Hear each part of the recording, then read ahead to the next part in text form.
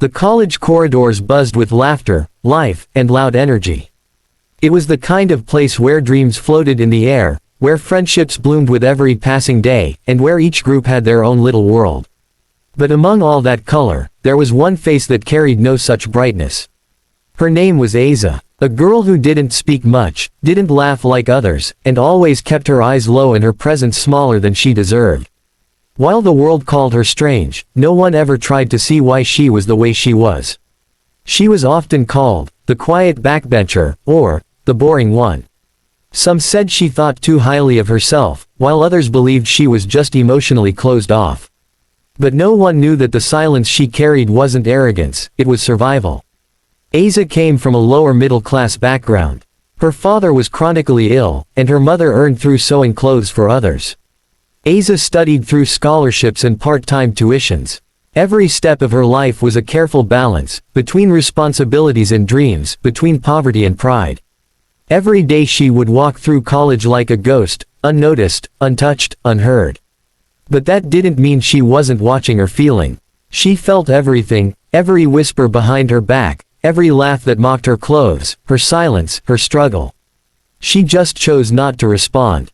But in choosing to remain silent, she unknowingly gave others the license to assume she was weak. In her class, the most popular girls were Hadia, Sahar, and Iman. They were loud, stylish, full of confidence, and often full of cruel sarcasm. They didn't like Aza's presence. She kills the vibe, they'd say. Look at her clothes, does she even care? She never laughs. Like seriously, is she even alive? These words were thrown like stones, but Aza never flinched. She absorbed everything, quietly, like a sponge. One day, the professor announced a group assignment. Each group had to prepare a presentation on social issues, and Aza was randomly placed in the same group as Hadia, Sahar, and Iman. The tension was visible. The girls rolled their eyes, clearly unhappy.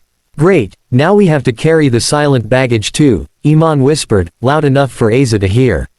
Aza didn't say a word. She quietly opened her notebook and started working.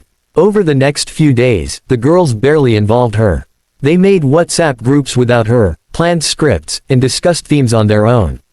But Aza didn't argue. She simply researched, stayed up late nights, collected real statistics, designed slides, and sent everything to them.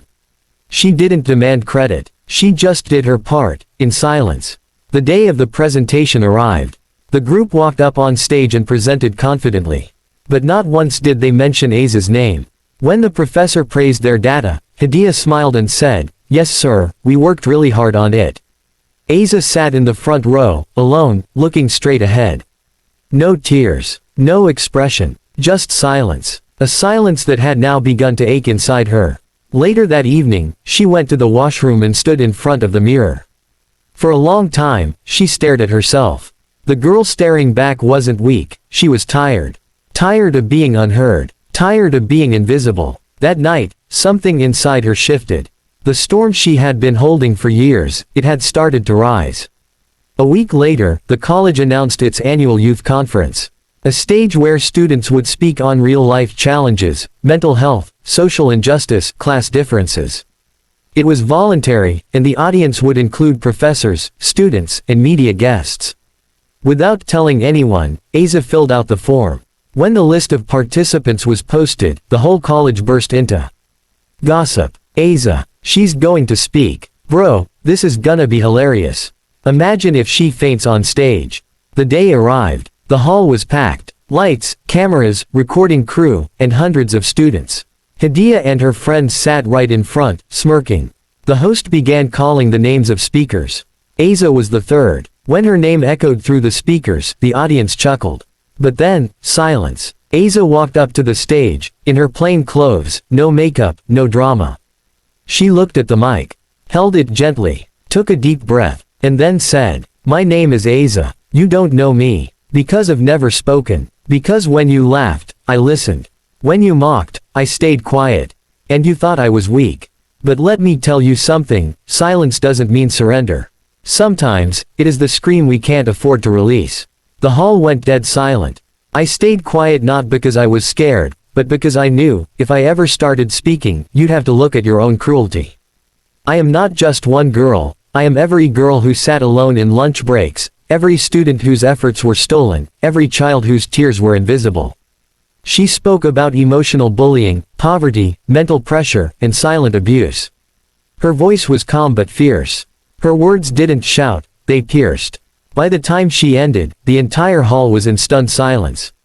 Some cried, some looked down in shame. The same girls who once laughed, now couldn't meet her eyes. Aza stepped down from the stage. Her walk was slow, but her head was high. That day, she didn't just speak. She awakened something in everyone. For once, silence had won over noise. That day, Aza proved to the world. After the youth conference, Aza was no longer the invisible girl walking quietly down the corridors. People looked at her differently now, some with awe, some with guilt, and some with genuine respect. Professors called her words transformative, students whispered her name in the hallways, and even social media began buzzing with her speech. A video clip of her talk had gone viral. People were messaging her from all corners of the country, thanking her for voicing the pain they had buried for years.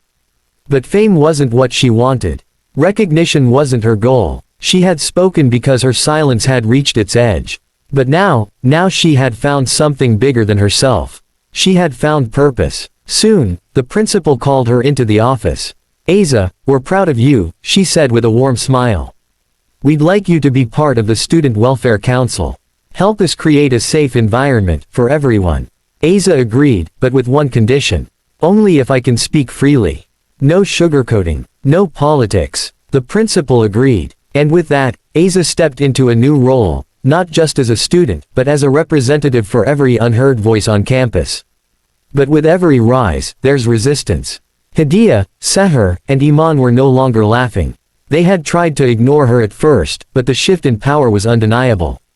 Suddenly, the girl they used to mock was sitting in meetings with the faculty, organizing mental health sessions, and initiating policy change. And worst of all, people were actually listening to her. The girls who once ruled the popularity game were now sidelined, and their egos couldn't handle it. "She thinks she's better than us just because she gave one emotional speech."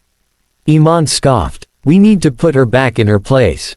So they did what they knew best, they plotted.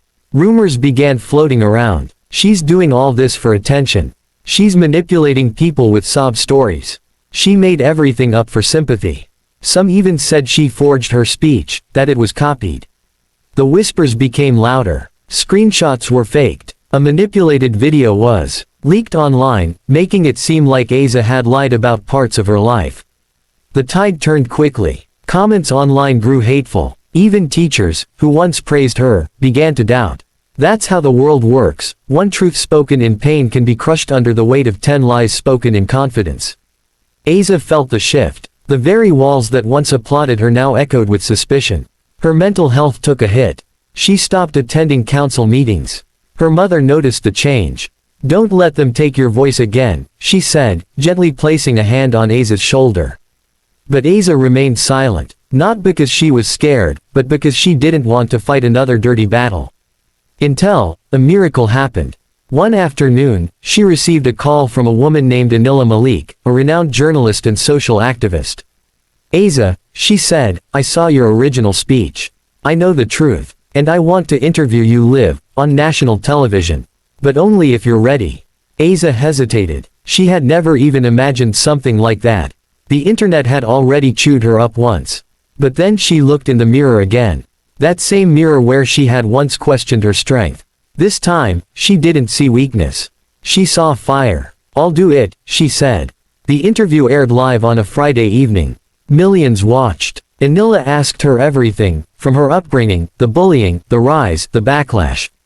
And Aza answered each question with calm dignity. "Yes, they tried to break me. And yes, there were moments I wanted to disappear.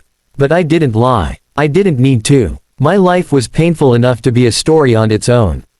I spoke not because I wanted attention, I spoke because someone had to say it." And then came the final question. "What would you say to those who tried to silence you again?"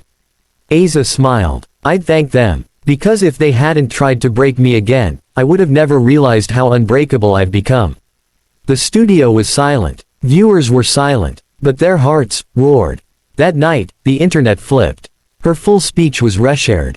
Activists, teachers, and even celebrities tweeted their support. Students across the country began tagging their schools and colleges, demanding mental health reforms, anti-bullying measures, and student-led councils.